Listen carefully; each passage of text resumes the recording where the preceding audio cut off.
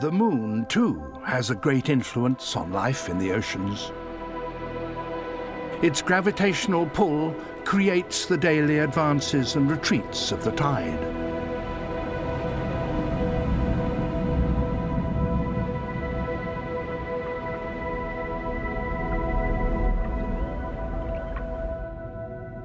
But the moon has more than a daily cycle. Each month it waxes and wanes as it travels round the Earth, and this monthly cycle also triggers events in the ocean. The Pacific coast of Costa Rica, on a very special night. It's just after midnight and the tide is coming in. The moon is in its last quarter, exactly halfway between full and new.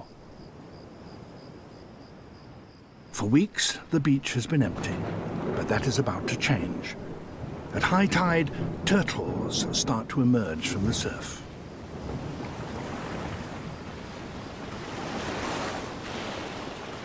At first, they come in ones and twos, but within an hour, they are appearing all along the beach.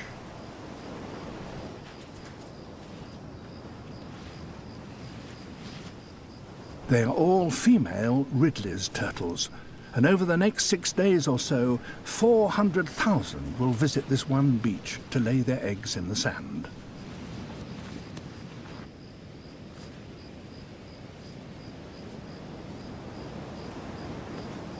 At the peak time, 5,000 are coming and going every hour.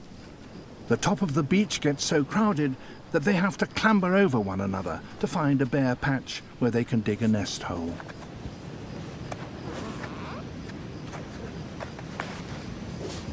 A quarter of the world's population of Ridley's turtles come to this one beach on a few key nights each year. The rest of the time, they're widely distributed through the ocean searching for food, most hundreds of miles away from here. This mass nesting is called an arrabada. How it's coordinated is a mystery, but we do know that arrabadas start when the moon is either in its first or its last quarter.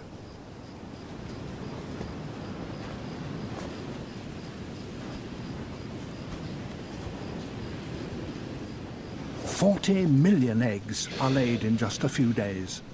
By synchronizing their nesting in this way, the females ensure that 6 weeks later, their hatchlings will emerge in such enormous numbers that predators on the beach are overwhelmed, and a significant proportion of the baby turtles will get past them and make it to the water.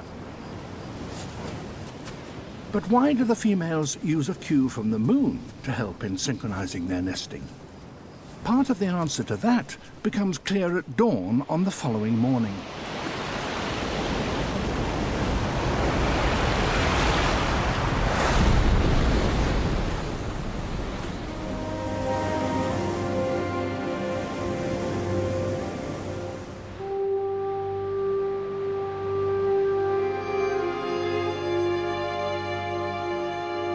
The day shift of predators are arriving for their first meals.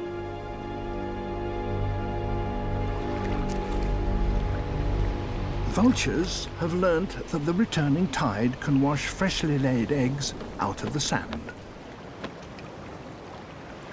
The risk of eggs being exposed by the surf may be part of the reason why turtle arrabadas tend to occur around the last or first quarter of the moon.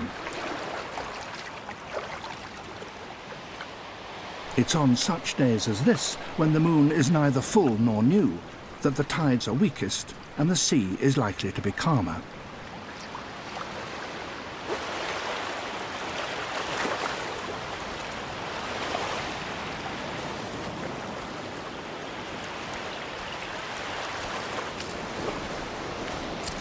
So, at these times, it's easier for the female turtles to make their way through the surf, and there's less chance of their eggs being washed out of the sand and being taken by the vultures.